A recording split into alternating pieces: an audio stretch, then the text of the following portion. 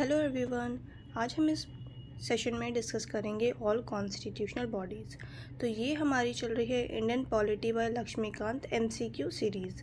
तो इस MCQ series में हम लक्ष्मीकांत बुक के हर चैप्टर्स लेते हैं एंड वहाँ से जो भी इंपॉर्टेंट क्वेश्चंस होते हैं, जो भी एमसीक्यू बन सकते हैं, वो हम यहाँ डिस्कस करेंगे।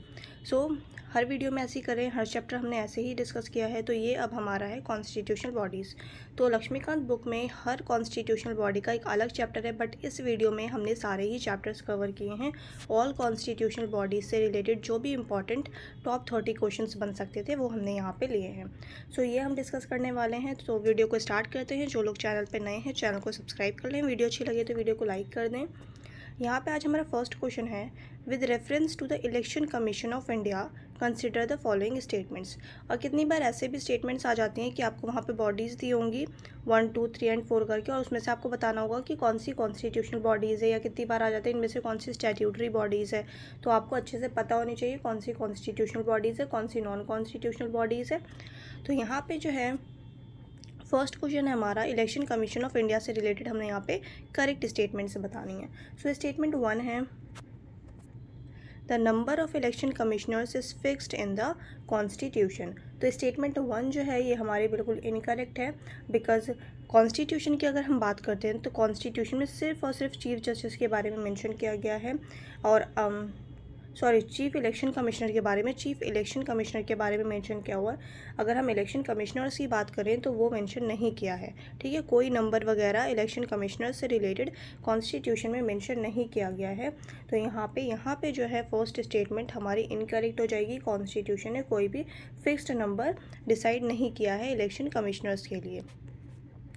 स्टेटमेंट 1 हमारी इनकरेक्ट है, यहाँ हमने करेक्ट बतानी है। सेकंड है, the chief election commissioner does not have veto power over disagreements. तो यहाँ पे सेकंड स्टेटमेंट हमारी बिल्कुल करेक्ट हो जाती है। जितने भी मतलब सारे ही ऑल इलेक्शन कमिश्नर्स जो होते हैं चीफ इलेक्शन कमिश्नर को मिला करके तीनों मिलकर डिसीजन लेते हैं, और कोई भी वीटो पावर नहीं होती चीफ इलेक्शन कमिश्नर के पास। तो उसका जो होता है वोट, वो भी क्या होती है, इक्वल पावर्स होती हैं चीफ इलेक्शन कमिश्नर की, और इलेक्शन कमिश्नर्स की जो है वो बिल्कुल इक्वल पावर होती है। ठीक है, तो कोई भी डिसीजंस चीफ इलेक्शन कमिश्नर अकेले नहीं ले सकते। ये मेजॉरिटी वाला डिसीजन लिया जाता है। यहाँ पे जो मेजॉरिटी बोलेगी वो होगा, वहाँ यहाँ पे कोई वीटो पावर नहीं होता चीफ इलेक्शन कमिश्नर के पास। तो सेकेंड स्टेटमेंट बिल्कुल सही कह रही है, तो सेकेंड स्टेटमेंट हमारी हो जाएगी करेक्ट। थर्ड स्टेटमेंट है, the conditions of service of election commissioners can not be varied to their disadvantage after appointment. यहाँ पे थर्ड स्टेटमेंट भी हमारी बिल्कुल करेक्ट है कि जब इलेक्शन कमिश्नर ऑफ इंडिया जब अपॉइंट कर दिए जाते हैं तो उसके बाद जो सर्विस है, कंडीशंस हैं, उनमें कोई भी फेरबदल नहीं हो सकता। ठीक है, तो यहाँ पे थर्ड स्टेटमेंट बिल्कुल करेक्ट है हमारी। यहाँ पे हमसे पूछा था करेक्ट, राइट आंसर हो जाएगा हमारा 2 एंड 3। ऑप्शन बी जो हो जाएगा यहाँ पे करेक्ट आंसर हो जाएगा हमारा 2 and 3. The next question is, consider the following statements regarding the UPSC. Union public service commission, UPSC से रिलेटेड हमने यहाँ पे करेक्ट स्टेटमेंट्स बतानी है। स्टेटमेंट 1 है हमारी, the constitution does not prescribe the strength of the UPSC. तो यहाँ पे स्टेटमेंट 1 हमारी बिल्कुल करेक्ट है कि कॉन्स्टिट्यूशन में कोई भी जो यूपीएससी की स्ट्रेंथ है, यानी कि चेयरमैन, मेंबर्स, तो इसकी जो स्ट्रेंथ होगी कि कितने मेंबर्स होंगे, ठीक है, तो ये सारी चीज़ें प्रिस्क्राइब नहीं की है, does not prescribe in the constitution. तो यहाँ पे फर्स्ट स्टेटमेंट हमारी बिल्कुल करेक्ट हो जाती है, बिकॉज ये पावर किसकी होती है, ये प्रेसिडेंट की पावर होती है। ठीक है, ये प्रेसिडेंट डिसाइड करते हैं। तो ये भी पूछ सकते हैं कि किसकी पावर होती है, तो ये आपको पता होना चाहिए, प्रेसिडेंट। यहाँ पे स्टेटमेंट 1 हमारी बिल्कुल करेक्ट हो जाती है। सेकेंड स्टेटमेंट है, UPSC's recommendations on disciplinary matters are binding on the government।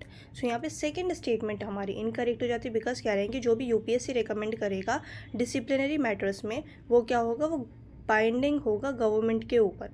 तो ये ऐसा नहीं होता। सेकेंड स्टेटमेंट हमारी इनकरेक्ट हो जाएगी, बिकॉज जो यूपीएससी की रिकमेंडेशन होती है वो क्या होती है, वो एडवाइजरी होती है, एडवाइजरी नेचर होती है। मतलब वो सिर्फ एडवाइस कर सकता है, मानना या ना मानना ये पूरा किसके ऊपर होता है, हमारी गवर्नमेंट के ऊपर। तो यहाँ पे सेकेंड स्टेटमेंट जो होगी हमारी इनकरेक्ट हो जाएगी। फर्स्ट हमारी करेक्ट थी, हमने यहाँ करेक्ट बताना है। थर्ड स्टेटमेंट है, the expenses of the UPSC are charged on the consolidated fund of India. So यहाँ पे थर्ड स्टेटमेंट हमारी बिल्कुल करेक्ट है। तो आपको कंसोलिडेटेड फंड ऑफ इंडिया, ये सारी चीज़ें आपको पता होनी चाहिए, कौन सा आर्टिकल है, ठीक है। कंटिजेंसी फंड ऑफ इंडिया, तो ये सारी चीज़ें आपको पता होनी चाहिए। यहाँ पे थर्ड स्टेटमेंट जो है ये हमारी बिल्कुल करेक्ट स्टेटमेंट हो जाती है कि जो यूपीएससी के चार्जेस वगैरह होते हैं, सैलरी और ये सारी चीज़ें जो होती हैं, ये किससे कट डाउन होती है, ये होती है कंसोलिडेटेड फंड ऑफ इंडिया से। तो यहाँ पे अच्छा, और ये क्या है, ये चार्ज्ड है, ठीक है, ये चार्ज्ड होता है, ठीक है, यानी कि इसके लिए कोई वोटिंग नहीं होती। और कितनी बार अगर लिखा हुआ आता है ऑप्शन में कि made on the consolidated fund of India, तब ये स्टेटमेंट हमारी इनकरेक्ट हो जाती। अगर मेड लिखा रहेगा तो मेड नहीं होता, ये इनकरेक्ट हो जाएगा, ठीक है। यहाँ पे चार्ज होता है, charge on the consolidated fund of India, मतलब अगर चार्ज है तो वहाँ पे कोई भी वोटिंग नहीं होगी उस चीज़ के ऊपर हर साल। और अगर मेड है, अगर मेड लिखा हुआ है तो यानी कि उस पर वोटिंग होगी, ठीक है। तो यहाँ पे थर्ड स्टेटमेंट हो जाती है हमारी, थर्ड स्टेटमेंट करेक्ट है। एंड यहाँ पे हमारी फर्स्ट स्टेटमेंट बिल्कुल करेक्ट है, सेकंड स्टेटमेंट जो थी हमारी इनकरेक्ट थी। और यहाँ पे अगर हम बात करते हैं, अच्छा, तो हमारा राइट ऑप्शन जो होगा वो हो जाएगा 1 and 3। So option C is the right answer, 1 and 3। Next question is consider the following statements about the state public service commission. So यहाँ पे आप एसपीएससी से रिलेटेड है, स्टेट पब्लिक सर्विस कमीशन से रिलेटेड हमने यहाँ पे करेक्ट स्टेटमेंट बतानी है। सो स्टेटमेंट 1 है, SPSC submits its annual report to the president. So यहाँ पे फर्स्ट स्टेटमेंट हमारी इनकरेक्ट हो जाएगी। क्यों इनकरेक्ट हो जाएगी? बिकॉज यहाँ पे स्टेट पब्लिक सर्विस कमीशन का पूछ रहे हैं और प्रेसिडेंट को अगर सबमिट करने की बात है रिपोर्ट, तो यूपीएससी करती है प्रेसिडेंट को सबमिट। बट वहीं अगर हम बात करते हैं स्टेट पब्लिक सर्विस कमीशन की, तो ये किसको सबमिट करेगी रिपोर्ट? ये करेगी गवर्नर को, ठीक है। तो ये गवर्नर को सबमिट करती है रिपोर्ट, दैट्स वाई स्टेटमेंट 1 जो हो जाएगा ये हमारा इनकरेक्ट हो जाएगा। Because state public service commission जो बॉडी है ये अपनी एनुअल रिपोर्ट प्रेजेंट करती है गवर्नर को, ना कि प्रेसिडेंट को। सो यहाँ पे स्टेटमेंट 1 हमारी इनकरेक्ट है। सेकेंड स्टेटमेंट है the SPSP is consulted by the governor in matters of promotion and transfers. तो यहाँ पे सेकेंड स्टेटमेंट हमारी बिल्कुल करेक्ट हो जाती है। थर्ड स्टेटमेंट है the chairman of SPSC can be removed only by the president after inquiry by the supreme court. So यहाँ पे थर्ड स्टेटमेंट भी बिल्कुल करेक्ट है, थर्ड स्टेटमेंट भी बिल्कुल करेक्ट है। अपॉइंट कौन करेंगे? SPSP के मेंबर्स को अपॉइंट करना, या लोग जो सबमिट करेंगे रिपोर्ट वो किसको करेंगे? गवर्नर को। बट अगर बात आती है रिमूवल की, तो रिमूव कौन कर सकते हैं? रिमूविंग का पावर सिर्फ और सिर्फ प्रेसिडेंट के पास है। तो ये चीज़ आपको बिल्कुल क्लियर होनी चाहिए। जो स्टेट पब्लिक सर्विस कमीशन के मेंबर्स हैं उन्हें कौन रिमूव कर सकते हैं? उन्हें रिमूव कर सकते हैं सिर्फ और सिर्फ प्रेसिडेंट। तो यहाँ पे वो भी सुप्रीम कोर्ट के इंक्वायरी के बाद। सो यहाँ पे थर्ड स्टेटमेंट हमारी बिल्कुल करेक्ट हो जाती है, सेकेंड भी बिल्कुल करेक्ट है। एंड ये चीज़, ये जो रिमूवल प्रोसेस है ये कौन से आर्टिकल में मेंशन किया गया है? आर्टिकल बहुत इंपॉर्टेंट है, आपको याद रखना है, article 317, article 317।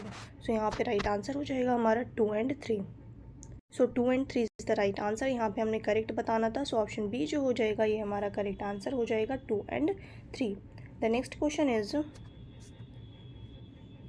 With reference to the finance commission consider the following. यहाँ पे हमने करेक्ट बताना है, ठीक है। तो फाइनेंस कमीशन का अगर हम बात करते हैं तो आर्टिकल 280, पहले तो इसका आर्टिकल बहुत इंपॉर्टेंट है, इसका आर्टिकल आपको पता होना चाहिए, आर्टिकल 280, ठीक है। फर्स्ट स्टेटमेंट है the constitution prescribes qualifications for appointment of members.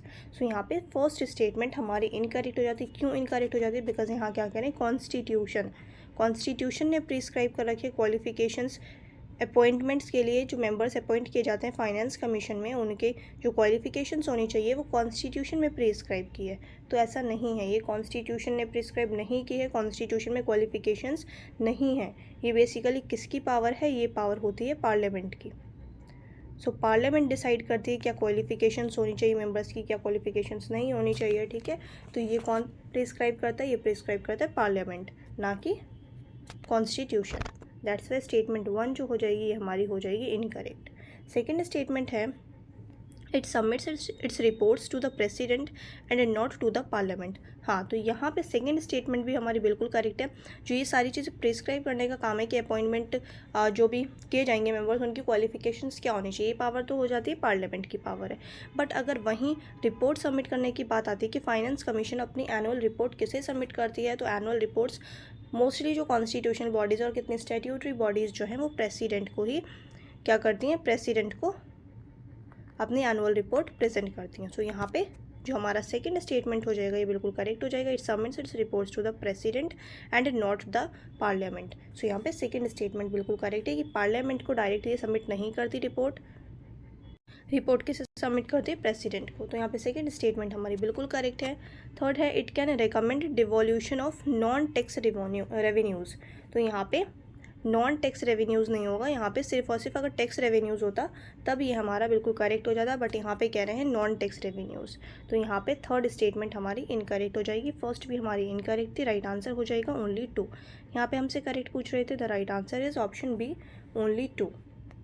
The next question is Which of the following constitutional bodies are exempted from the jurisdiction of the courts in terms of removal? तो ये वाला question हमने previous videos में भी discuss किया है, वहाँ भी ये क्वेश्चन आया था। तो यहाँ पे अगर हम बात करते हैं इलेक्शन कमीशन, तो ये भी बिल्कुल करेक्ट है, CAG भी बिल्कुल करेक्ट है एंड UPSC भी बिल्कुल करेक्ट है। So the right answer is option D 1, 2 and 3 हमने यहाँ करेक्ट बताना था। और ये चीज़ जो मेंशन की गई है ये इलेक्शन कमीशन से रिलेटेड, ये कौन से आर्टिकल में मेंशन की गई है? आर्टिकल 324 क्लॉज 5, आर्टिकल 324 क्लॉज 5 में मेंशन की गई है। वहीं अगर CAG का आर्टिकल है वो क्या है? आर्टिकल 148 एंड वहीं UPSC की अगर हम बात करें तो ये मेंशन किया गया आर्टिकल 317। तो यहाँ पे तीनों ही जो हो जाएगा ये हमारा बिल्कुल करेक्ट हो जाएगा। The right answer is option D 1, 2 and 3। The next question is Which of the following statements is or are correct about the removal of the Chief Election Commissioner? तो Chief Election Commissioner से related यहाँ पे हमने जो correct statement है वो बताने, correct option बताना है।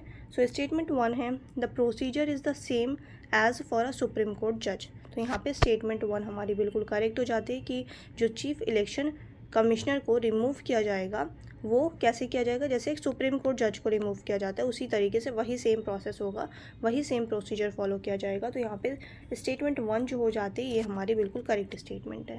तो स्टेटमेंट 1 करेक्ट है। सेकंड स्टेटमेंट है the president can remove chief election commissioner after consulting the election commission. तो यहाँ पे जो है सेकंड स्टेटमेंट की अगर हम बात करें तो सेकंड स्टेटमेंट हमारी इनकरेक्ट हो जाती है, बिकॉज यहाँ क्या कह रहे हैं कि चीफ इलेक्शन कमिश्नर को अगर वो करना है, चीफ इलेक्शन कमिश्नर की बात हो रही तो इस चीज़ को आपको बिल्कुल जहन में एकदम क्लियर रखना है कि यहाँ पे अगर चीफ इलेक्शन कमिश्नर की बात हो रही तो प्रेसिडेंट कंसल्ट नहीं करेंगे इलेक्शन कमीशन के साथ, ठीक है।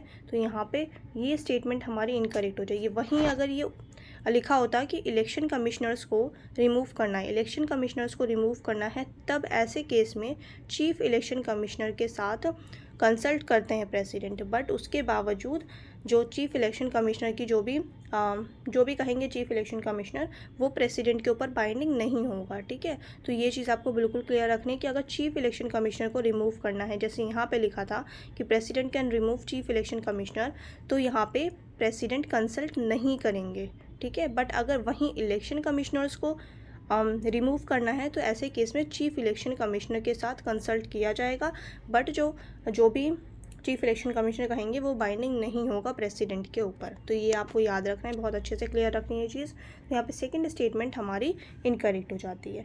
फर्स्ट स्टेटमेंट हमारी बिल्कुल करेक्ट थी। थर्ड है the grounds for removal are mentioned in the constitution. So यहाँ पे जो है ग्राउंड्स की अगर हम बात करें कि जो रिमूवल के ग्राउंड्स हैं वो स्पेसिफिकली मेंशन किए गए हैं कॉन्स्टिट्यूशन में, तो ऐसा नहीं है। थर्ड स्टेटमेंट जो हो जाएगी यहाँ पे हमारी इनकरेक्ट हो जाएगी, ठीक है। तो यहाँ पे जो राइट आंसर हो जाएगा हमारा वो हो जाएगा ऑप्शन ए, यानी कि only one is the right answer. The next question is consider the following statements about CAG। तो यहाँ पे CAG से रिलेटेड हमने यहाँ पे करेक्ट स्टेटमेंट बतानी है। सो स्टेटमेंट 1 है he audits both expenditure and receipts of the government of India. तो यहाँ पे स्टेटमेंट 1 हमारी बिल्कुल करेक्ट है। CAG जो होते हैं ये ऑडिट करते हैं एक्सपेंडिचर को भी एंड रिसिप्ट्स को भी गवर्नमेंट ऑफ इंडिया के। तो यहाँ पे स्टेटमेंट 1 जो है ये बिल्कुल करेक्ट है। सेकंड स्टेटमेंट है he can audit accounts of corporation established by parliament acts. तो यहाँ पे अगर हम बात करते हैं सेकंड स्टेटमेंट की तो ये भी हमारी बिल्कुल करेक्ट हो जाती है, बिकॉज यहाँ पे कह रहे हैं कि जो भी इस्टेब्लिश हुई है पार्लियामेंट एक्ट्स के थ्रू, तो उन कॉरपोरेशंस का अकाउंट्स भी कौन ऑडिट करते हैं? CAG। तो यहाँ पे सेकंड स्टेटमेंट भी हमारी बिल्कुल करेक्ट है। फर्स्ट स्टेटमेंट भी हमारी बिल्कुल करेक्ट है। यहाँ पे थर्ड स्टेटमेंट की अगर हम बात करें he audits the accounts of Panchayati Raj institutions directly. So यहाँ पे थर्ड स्टेटमेंट हमारी इनकरेक्ट हो जाएगी, बिकॉज पंचायती राज का जो फाइनेंस होता है उसे ऑडिट करने का काम जो है स्टेट ऑडिटर्स का होता है, ना कि CAG का। दैट्स वाई थर्ड स्टेटमेंट जो होगी ये हमारी इनकरेक्ट हो जाएगी। ये हमसे करेक्ट पूछ रहे थे, आंसर हो जाएगा 1 and 2। So option A is the right answer, only 1 and 2। और CAG का जो आर्टिकल है वो है article 148 to article 151, article 148 to article 151। Next है, which of the following statements is or are correct regarding the attorney general of India. So attorney general of India से related हमने यहाँ पे करेक्ट स्टेटमेंट बतानी है। So first thing, attorney general of India का article आपको पता होना चाहिए। आर्टिकल इंपॉर्टेंट है, PCS में बहुत ज़्यादा पूछा जाता है। तो अटॉर्नी जनरल ऑफ इंडिया का आर्टिकल जो है वो है article 76, article 76 related to attorney general of India. अब स्टेटमेंट्स देखते हैं। यहाँ पे स्टेटमेंट 1 है, he is a full time employee of the government of India. So ये फुल टाइम एम्प्लॉय नहीं होते हैं, ठीक है। सो यहाँ पे स्टेटमेंट 1 हमारी इनकरेक्ट हो जाएगी। Attorney general full time employee नहीं होते हैं गवर्नमेंट ऑफ इंडिया के। सेकेंड स्टेटमेंट है, he can not appear in any court other than the supreme court. So यहाँ पे सेकेंड स्टेटमेंट भी हमारी बिल्कुल इनकरेक्ट हो जाती है, बिकॉज ये इनको पावर है, ये किसी भी कोर्ट में अपीयर हो सकते हैं, कंट्री की किसी भी कोर्ट में अपीयर हो सकते हैं। यहाँ क्या कह रहे हैं, can not appear in any court. So यहाँ पे सेकेंड स्टेटमेंट हमारी इनकरेक्ट हो जाएगी। थर्ड है, फर्स्ट भी इनकरेक्ट थी। थर्ड स्टेटमेंट है, he is allowed to take up private practice. तो यहाँ पे थर्ड स्टेटमेंट हमारी बिल्कुल करेक्ट है। इन्हें ये प्रिविलेज मिला हुआ है कि जो अटॉर्नी जनरल ऑफ इंडिया होंगे वो प्रैक्टिस भी कर सकते हैं, यानी कि कोई और केस भी लेके वो भी केस भी लड़ सकते हैं। कोई भी केस गवर्नमेंट ऑफ इंडिया के अलावा अगर कोई केस होगा तो वो भी लड़ सकते हैं, यानी कि प्राइवेट प्रैक्टिस भी कर सकते हैं किसी भी कोर्ट में, ठीक है। सो यहाँ पे बट उसके लिए क्या चाहिए होगी, इसको परमिशन चाहिए होती है गवर्नमेंट की। सो गवर्नमेंट की परमिशन चाहिए होगी, विद परमिशन ऑफ गवर्नमेंट। सो यहाँ पे थर्ड स्टेटमेंट हमारी इनकरेक्ट हो जाती थर्ड स्टेटमेंट हमारी यहाँ करेक्ट हो जाएगी। फर्स्ट इनकरेक्ट थी, सेकंड इनकरेक्ट थी, हमने यहाँ करेक्ट बताना है। राइट आंसर हो जाएगा only 3। So only 3 is the right answer.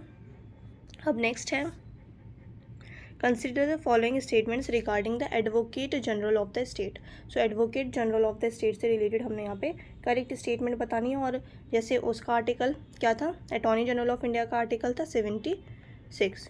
उसी तरीके से अगर हम बात करें एडवोकेट जनरल ऑफ इंडिया, तो इसका आर्टिकल क्या होता है, आर्टिकल 165। आर्टिकल 165 आर्टिकल्स बहुत इंपॉर्टेंट है, आप लोगों ने याद रखने हैं।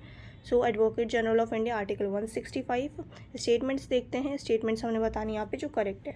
सो attorney general of India is the highest law officer of the state. So यहाँ पे फर्स्ट स्टेटमेंट बिल्कुल करेक्ट है, क्योंकि ये जो है कह रहे हैं कि ये हाईएस्ट लॉ ऑफिसर होते हैं स्टेट्स के। तो यहाँ पे फर्स्ट स्टेटमेंट हमारी बिल्कुल करेक्ट है। वहीं अगर हम अटॉर्नी जनरल ऑफ इंडिया की बात करें तो वो होते हैं highest law officer of the country, ठीक है। Highest law officer of the country होते हैं अटॉर्नी जनरल ऑफ इंडिया। यहाँ कह रहे हैं स्टेट की बात कर रहे हैं तो advocate general of the state जो होते हैं ये हाईएस्ट लॉ ऑफिसर होते हैं स्टेट के। यहाँ पे स्टेटमेंट 1 हमारी बिल्कुल करेक्ट है। सेकेंड स्टेटमेंट है, he is disqualified from being a member of the state legislature. तो यहाँ पे सेकेंड स्टेटमेंट हमारी इनकरेक्ट हो जाती है। सो यहाँ सेकेंड स्टेटमेंट जो हमारी थी ये थी, he is disqualified from being a member of state legislature. So यहाँ पे सेकेंड स्टेटमेंट जो हो जाएगी हमारी इनकरेक्ट हो जाएगी, बिकॉज अगर advocate general of India state legislature के मेंबर बनते हैं, स्टेट लेजिस्लेचर के अगर मेंबर बनते हैं तो ऐसे में ये डिस्क्वालीफाई ऑटोमेटिकली नहीं किया जा सकता इन्हें। तो यहाँ पे मतलब ऑटोमेटिकली डिस्क्वालीफाई ये नहीं होंगे। तो यहाँ पे सेकंड स्टेटमेंट जो हो जाएगी ये हमारी इनकरेक्ट हो जाएगी, बिकॉज यहाँ कह रहे हैं कि इनको डिस्क्वालीफाई कर दिया जाएगा अगर ये मेंबर बनते हैं स्टेट लेजिस्लेचर के। तो ऐसा नहीं होता, यहाँ पे सेकंड स्टेटमेंट हमारी इनकरेक्ट है।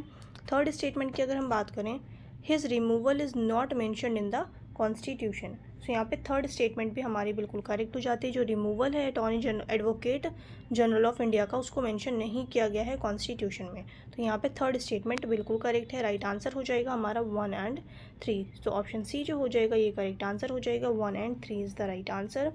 The next question is, which of the following bodies is not required by the constitution to present an annual report to the president। तो मतलब सिंपली कह रहे हैं कि इनमें से कौन सी बॉडी है जो प्रेसिडेंट को एनुअल प्रेजेंट नहीं करती है रिपोर्ट।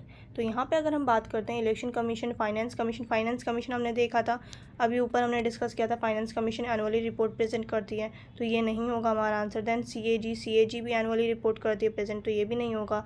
UPSC का भी हमने देखा, तो ये भी नहीं होगा। तो हमारा राइट आंसर जो हो जाएगा वो हो जाएगा इलेक्शन कमीशन।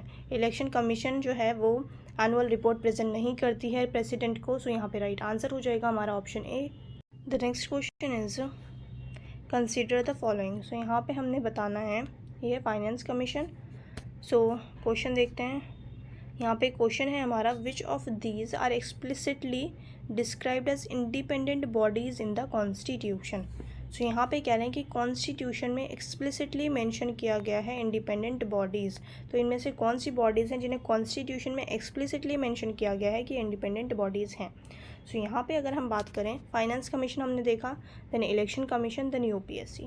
तो यहाँ पे जो हमारा राइट आंसर हो जाएगा वो हो जाएगा none of the above, because यहाँ क्या कह रहे हैं कि एक्सप्लिसिटली कॉन्स्टिट्यूशन में मेंशन किया गया है कि वो इंडिपेंडेंट बॉडीज़ हैं। तो इनमें से कौन सी बॉडीज़, इनमें से कोई भी ऐसी बॉडी नहीं है, बिकॉज कॉन्स्टिट्यूशन की ये इंडिपेंडेंट बॉडीज़ होती हैं, चाहे हम इलेक्शन कमीशन की बात करें, चाहे हम UPSC की बात करें, तो ये इंडिपेंडेंट बॉडीज़ हैं बट इन नेचर, ठीक है, इन नेचर। कॉन्स्टिट्यूशन में ऐसा मेंशन नहीं किया गया है, स्पेसिफिकली एक्सप्लिसिटली कहीं भी डिस्क्राइब नहीं किया गया है कि ये इंडिपेंडेंट बॉडीज़ हैं, या कॉन्स्टिट्यूशन की बात हो रही थी। तो यहाँ पे इस वजह से ये हमारा जो आंसर हो जाएगा नन ऑफ द अबव हो जाएगा। ऑप्शन डी जो होगा यहाँ पे हमारा राइट आंसर हो जाएगा। डायरेक्टली कॉन्स्टिट्यूशन में कहीं भी explicitly independent body word use नहीं किया गया है किसी भी बॉडी के लिए। सो यहाँ पे अब हमारा नेक्स्ट है, with reference to the UPSC consider the following. तो यहाँ पे करेक्ट स्टेटमेंट्स बतानी है हमने। स्टेटमेंट 1 है, the president can appoint its chairman without consulting the council of ministers. Then parliament can regulate the conditions of service of members of UPSC। Then UPSC can function even with vacancies. So यहाँ पे हमारी तीनों ही statements बिल्कुल correct हो जाती है। Statement 1 भी हमारी करेक्ट है कि प्रेसिडेंट जो है अपॉइंट अगर करें चेयरमैन को, UPSC के चेयरमैन को, तो उसमें काउंसिल ऑफ मिनिस्टर की कंसल्टेशन की ज़रूरत नहीं होती। Without consulting the council of ministers appoint कर सकते हैं प्रेसिडेंट UPSC के मेंबर्स को। तो यहाँ पे स्टेटमेंट 1 हमारी बिल्कुल करेक्ट है। वहीं अगर हम सेकंड स्टेटमेंट की बात करें, parliament can regulate the conditions of service of members of UPSC, तो ये भी बिल्कुल करेक्ट है। पार्लियामेंट रूल्स बनाएंगी, तो ये क्या होता है, आर्टिकल 321, आर्टिकल भी पता होना चाहिए आपको इन सबका, आर्टिकल 321 में मेंशन किया गया है ये। एंड थर्ड स्टेटमेंट है, UPSC can functions with vacancies, तो यहाँ पे आर्टिकल 318, ये भी हमारा बिल्कुल करेक्ट स्टेटमेंट हो जाता है। तो यहाँ पे तीनों ही स्टेटमेंट्स बिल्कुल करेक्ट है। राइट आंसर हो जाएगा ऑल ऑफ द अबव, यानी कि 1, 2 and 3। Option D is the right answer. The next question is, with reference to the election commission which of the following is or are true. So election commission से related हमने बताना है। Statement 1 है, it conducts elections to offices of the president and vice president. So election commission of India जो है वो conduct कराता है वाइस प्रेसिडेंट एंड प्रेसिडेंट के इलेक्शन। तो यहाँ पे स्टेटमेंट 1 जो है ये बिल्कुल करेक्ट हो जाती है हमारी। सेकंड है, अच्छा तो ये भी मैं आपको यहाँ पे क्लियर कर देती हूँ, इलेक्शन कमीशन ऑफ इंडिया जो है ये कौन कौन से इलेक्शन कंडक्ट कराते हैं, तो ये आपको पता होना चाहिए, एग्जाम में पूछ लेते हैं। President, vice president, Lok Sabha elections, Rajya Sabha elections, state legislative assembly elections, state legislative council elections. वहीं अगर हम बात करते हैं लोकल गवर्नमेंट्स की, यानी कि पंचायत एंड म्यूनसिपैलिटीज़, तो लोकल गवर्नमेंट्स जो होते हैं यानी कि लोकल इलेक्शंस जो होते हैं यानी कि पंचायत एंड म्यूनसिपैलिटीज़ के इलेक्शंस जो हैं ये कौन कंडक्ट कराता है, ये करेक्ट है state election commission. State election commission जो है ये पंचायत एंड म्यूनसिपैलिटीज़ के इलेक्शंस कंडक्ट कराता है। वहीं जो जितने भी इलेक्शन है, चाहे प्रेसिडेंट हो, चाहे वाइस प्रेसिडेंट हो, Lok Sabha, Rajya Sabha, state legislative assembly and state legislative council, इन सब के इलेक्शन कौन कंडक्ट कराता है, इलेक्शन कमीशन ऑफ इंडिया। तो यहाँ पे स्टेटमेंट 1 हमारी बिल्कुल करेक्ट थी। सेकंड स्टेटमेंट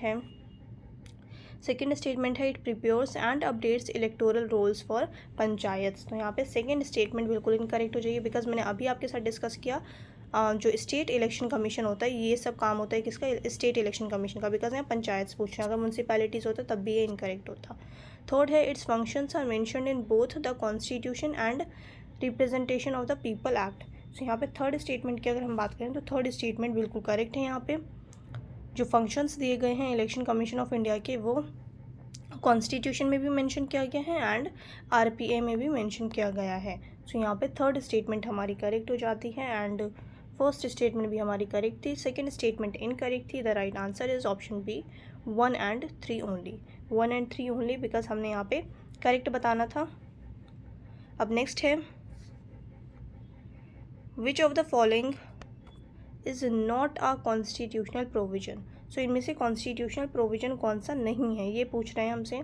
तो the election commission shall have a chief election commissioner, तो ये कॉन्स्टिट्यूशन में मेंशन किया गया है, ये बिल्कुल करेक्ट है। तो यहाँ पे बोला है नॉट अ कॉन्स्टिट्यूशनल प्रोविजन, तो हमारा ये आंसर नहीं होगा।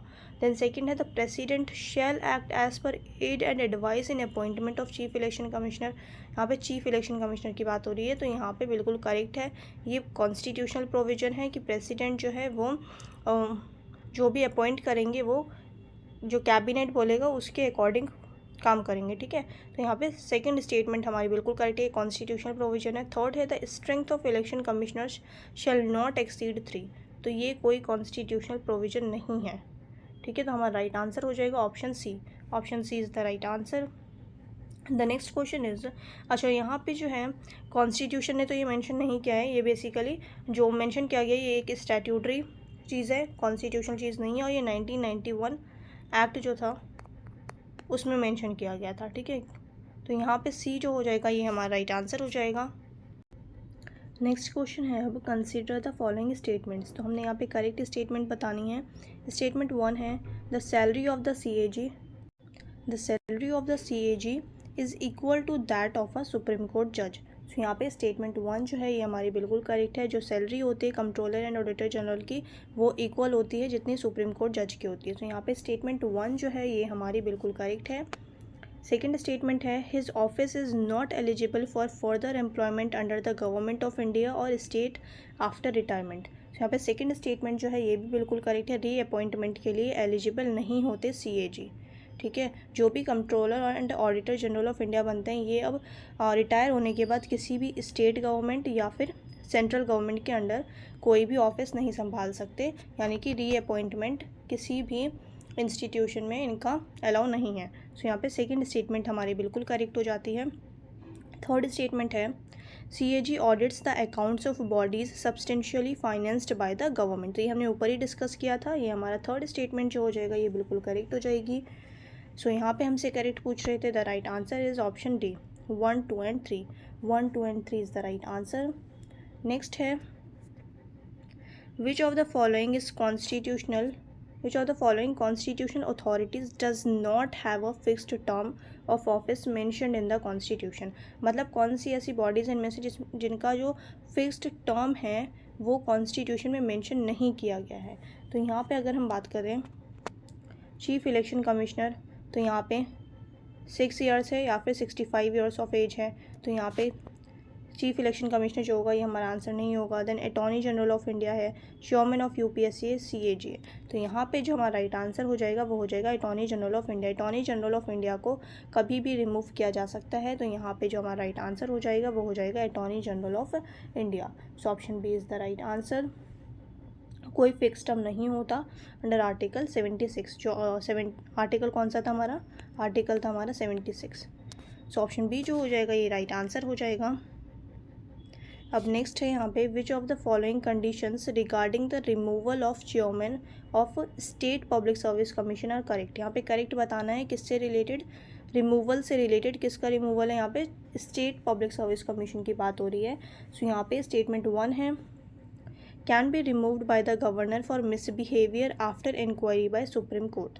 तो यहाँ पे ये हमने ऊपर ही डिस्कस किया था कि रिमूवल की जो पावर होती है वो किसके पास होती है, प्रेसिडेंट के पास। प्रेसिडेंट रिमूव करते हैं ना कि गवर्नर। तो यहाँ पे स्टेटमेंट 1 हमारी बिल्कुल इनकरेक्ट हो जाएगी।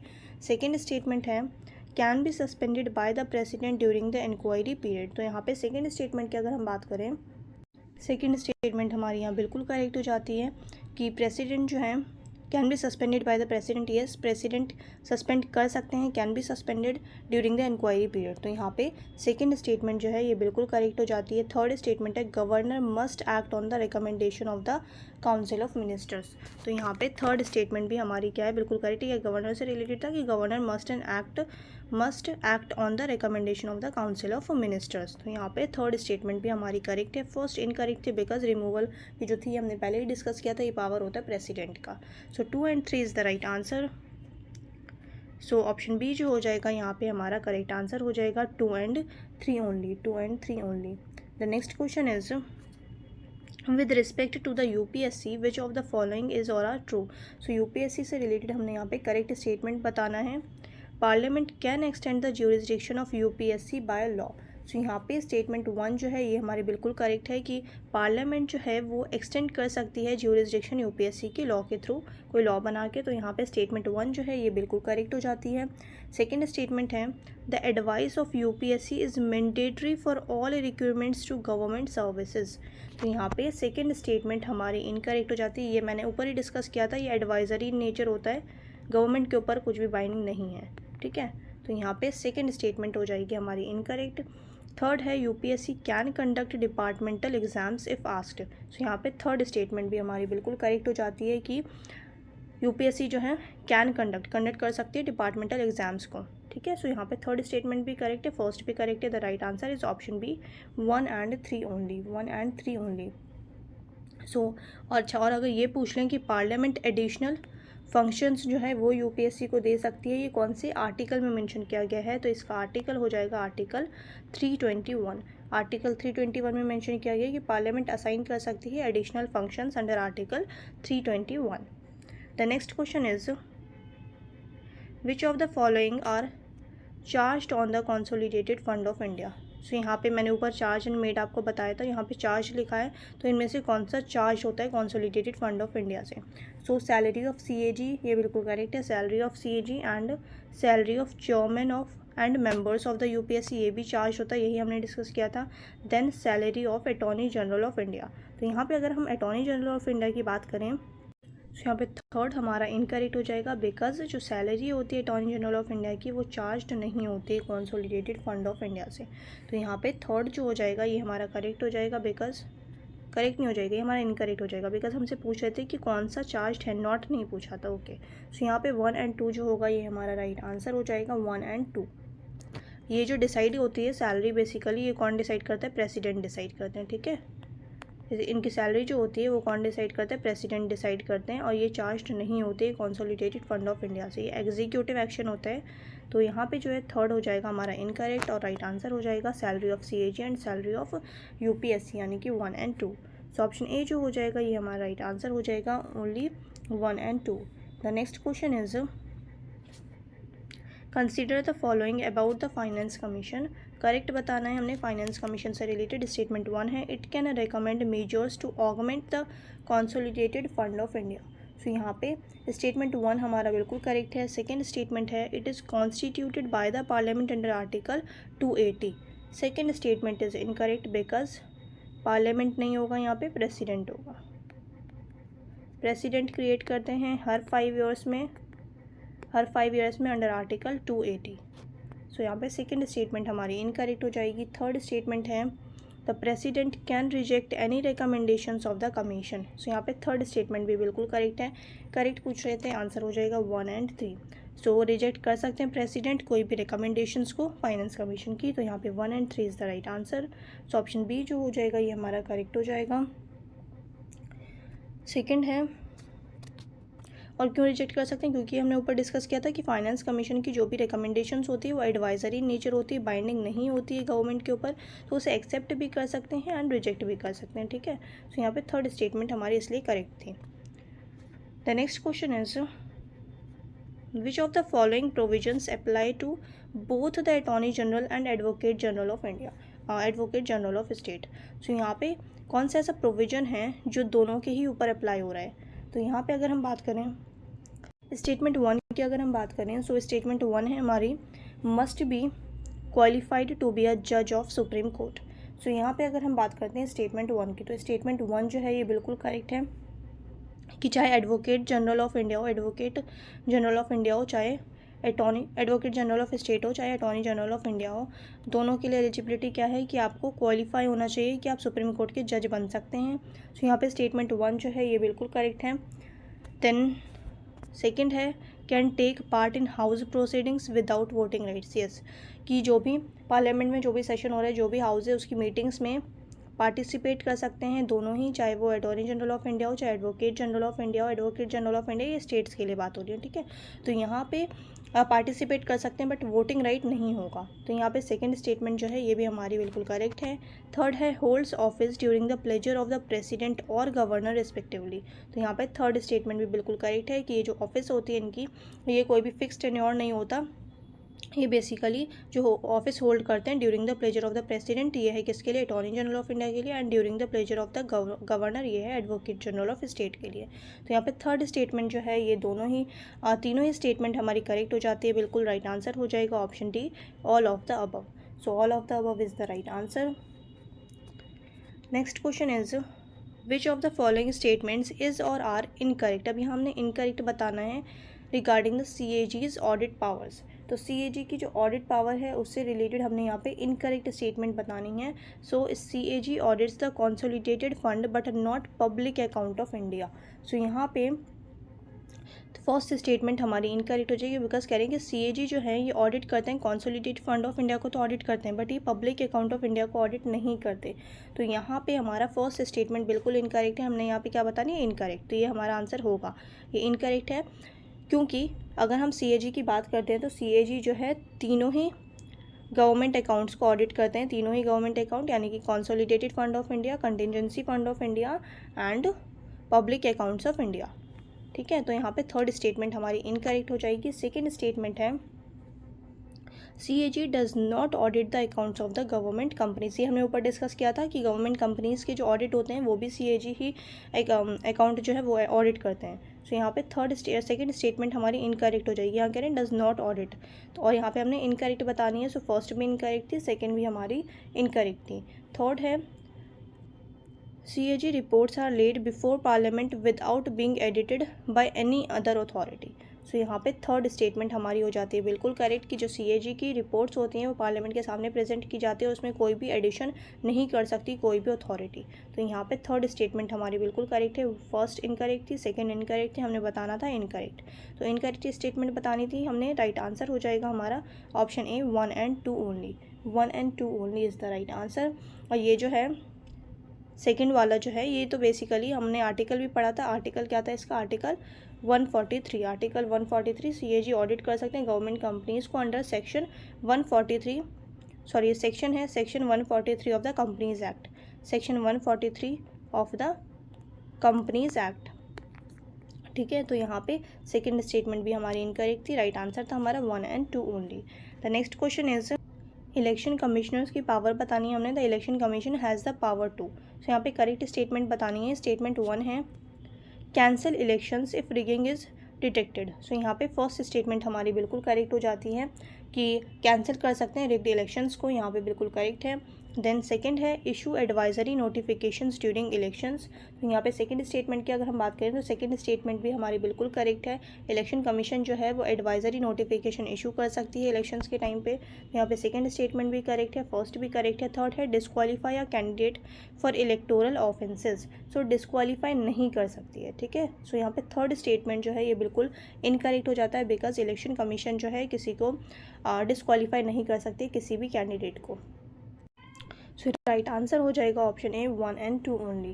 कैंसिलेशन जो अगर है कैंसिलेशन की बात, तो ये डिस्क्वालिफिकेशन की पावर किसके पास होती है, स्पीकर के पास under anti defection law.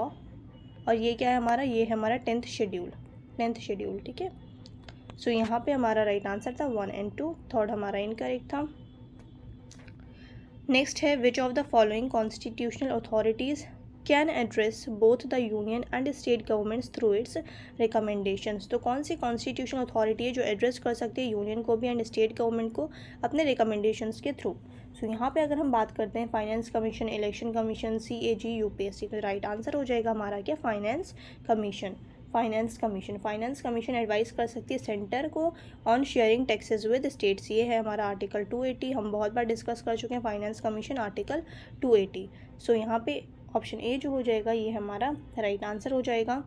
Next है which of the following statements is true regarding the finance commission's recommendation. So finance commission recommendation से रिलेटेड हमने यहाँ पे करेक्ट स्टेटमेंट बतानी है। They are binding on both centre and states, तो यहाँ पे बाइंडिंग नहीं होती है, ठीक है, बाइंडिंग नहीं होती है गवर्नमेंट के ऊपर, ये हमने ऊपर ही डिस्कस किया था, तो ये हमारा इनकरेक्ट होगा। They require legislative approval, legislative approval require होता है, तो यहाँ पे सेकेंड स्टेटमेंट भी हमारी इनकरेक्ट हो जाएगी। थर्ड है they are advisory and discretionary in nature, ये हमने ऊपर डिस्कस कर लिया था, तो हमारा राइट आंसर हो जाएगा option C, they are advisory in nature होता है, ठीक है, डिस्क्रिशनरी इन नेचर। सो यहाँ पे सी जो हो जाएगा ये हमारा राइट आंसर हो जाएगा। देन लास्ट है they are subject to judicial review. So यहाँ पे सब्जेक्ट टू जुडिशियल रिव्यू की अगर हम बात करें तो ये हमारा इनकरेक्ट हो जाएगा, option C is the right answer. Next है which of the following pairs is correctly matched. So correctly match बताना है, आर्टिकल 280 बार बार डिस्कस कर चुके हैं, फाइनेंस कमीशन है तो ये हमारा नहीं होगा। देन आर्टिकल 148 ये है हमारा CAG, ये हमने डिस्कस कर लिया था, आर्टिकल 148 है हमारा CAG। एंड आर्टिकल 324 है हमारा election commission of India, election commission of India. Article 315 है हमारा UPSC, ठीक है। तो यहाँ पे हमारा जो राइट आंसर हो जाएगा, करेक्टली पेयर मैच बताना था हमने, सो यहाँ पे बी ऑप्शन जो हो जाएगा ये हमारा करेक्ट हो जाएगा। CAG का आर्टिकल कौन सा है, आर्टिकल 148। आर्टिकल 280 किसके लिए, आर्टिकल 280 है फाइनेंस कमीशन के लिए। आर्टिकल 324 किसके लिए है, इलेक्शन कमीशन के लिए। एंड आर्टिकल 315 किसके लिए है, UPSC के लिए। सो यहाँ पे ये तीनों ही इनकरेक्ट थे, करेक्ट बताना था, option B is the right answer. Next है which of the following is not a function of the UPSC, इनमें से UPSC का फंक्शन कौन सा नहीं है। So statement 1 advising on matters related to civil services recruitment. So यहाँ पे स्टेटमेंट 1 की अगर हम बात करें तो स्टेटमेंट 1 हमारा करेक्ट है। यहाँ पे हमसे क्या पूछे, नॉट अ फंक्शन, ठीक है। सो हमने जो गलत है वो बताना है, यानी कि जो फंक्शन नहीं है, पर UPSC का फंक्शन तो ये है सिविल सर्विस के लिए एग्ज़ाम कराता है कंडक्ट।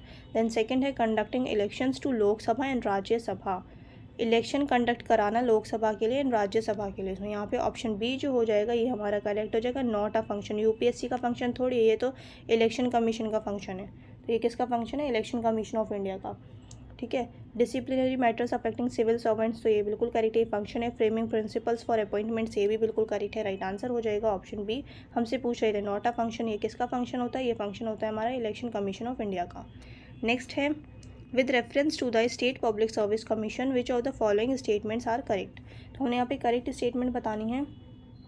सो स्टेटमेंट 1 है the constitution fixes the numbers of members. So यहाँ पे मेंबर्स के जो है कह रहे हैं नंबर जो है वो फिक्स्ड है। सो यहाँ पे ये हमने ऊपर डिस्कस किया था, नंबर फिक्स नहीं किया गया है कॉन्स्टिट्यूशन में, सो स्टेटमेंट 1 हमारी हो जाएगी इनकरेक्ट। सेकेंड है the chairman of the commission can be reappointed. Yes, state public service commission के जो मेंबर्स होते हैं उनको रीअपॉइंट किया जा सकता है। सो यहाँ पे सेकंड स्टेटमेंट हमारी बिल्कुल करेक्ट हो जाती है। थर्ड स्टेटमेंट है their conditions of service can be changed during their term. So third statement is incorrect because conditions जो हैं कभी भी ऑल्टर्ड नहीं किया जा सकता ड्यूरिंग द टर्म। सो यहाँ पे फर्स्ट एंड थर्ड स्टेटमेंट हमारी इनकरेक्ट है, हमने बतानी थी correct. The right answer is option 2, only 2 is the right answer, यानी कि ऑप्शन ए जो हो जाएगा ये हमारा करेक्ट हो जाएगा, only 2 is the right answer. Next है which of the following authorities has or have been declared to function independently though not specifically called independent in the constitution। तो यहाँ पे क्या कह रहे हैं कि कौन सी अथॉरिटीज़ है जो डिक्लेयर की गई है, मतलब उनका जो फंक्शंस हैं, जो भी वो फंक्शन करते हैं, परफॉर्म करते हैं, जो भी ड्यूटी वो इंडिपेंडेंटली करते हैं, ठीक है, बट उनको as a independent body constitution में मेंशन नहीं किया गया है, ठीक है। तो यहाँ पे हमारा कौन सा हो जाएगा, UPSC, CAG, इलेक्शन कमीशन। तो इनमें से हमारा कौन सा हो जाएगा, UPSC हमने ऊपर डिस्कस किया था कि जो फंक्शन करती है वो क्या होता है, वो बिल्कुल इंडिपेंडेंट होकर करती है, बट इंडिपेंडेंट वो कॉन्स्टिट्यूशन में मेंशन नहीं किया गया है। तो यहाँ पे फर्स्ट जो होगा ये हमारा होगा UPSC। देन सेकंड की अगर हम बात करें CAG, तो CAG भी हमारा बिल्कुल करेक्ट है। थर्ड है इलेक्शन कमीशन, तो इलेक्शन कमीशन भी हमारा बिल्कुल करेक्ट है। The right answer is all of the above. So option C जो हो जाएगा यहाँ पे राइट आंसर हो जाएगा 1, 2 and 3। 1, 2 and 3 is the right answer. So यहाँ पे कॉन्स्टिट्यूशन में इन्हें इंडिपेंडेंट बॉडी मेंशन नहीं किया गया है, बट जो इनका वर्क होता है ये इंडिपेंडेंटली फंक्शन करते हैं, इंडिपेंडेंटली अपना वर्क करते हैं। सो यहाँ पे जो हमारा राइट आंसर था वो था option C 1, 2 and 3। I hope आप लोगों ने अच्छे से प्रैक्टिस की होगी। सेशन अच्छा लगा तो लाइक कर दीजिए, शेयर कर दीजिए अपने दोस्तों के साथ। अब मिलते हैं नेक्स्ट सेशन में।